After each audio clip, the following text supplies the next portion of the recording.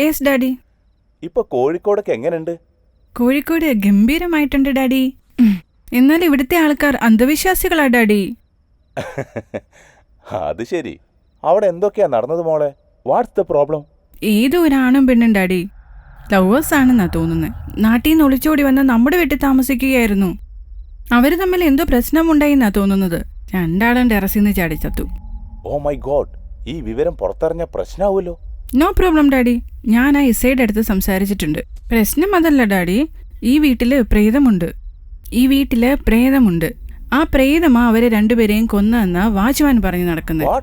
It's completely nonsense. അതെ daddy. എന്നാ ആ വാച്ച്മാൻ പണി വേണ്ടാന്ന് പറഞ്ഞ് താക്കോല് തിരിച്ചു തന്നു ഡാഡി. നോക്കുമോളെ, ഇത് ഒരുപാട് വിലപിടിപ്പുള്ള സ്വത്താണ്. ഒരുപാട് വീടുകൾ വിറ്റുണ്ടാക്കിയ പൈസ കൊണ്ട് ഞാൻ കഷ്ടപ്പെട്ട് വാങ്ങിയതാ ഇത്.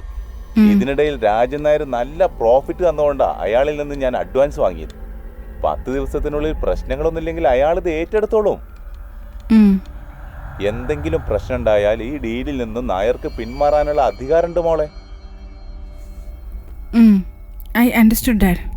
ഒരുപക്ഷെ ഇതൊരു ഗൂഢാലോചനയുടെ ഭാഗമായിക്കൂടെ മോളെ? ഈ ഡീൽ നമ്മുടെ കയ്യിൽ നിന്ന് പോകാതെ നോക്കാം. Maybe you are right, Dad.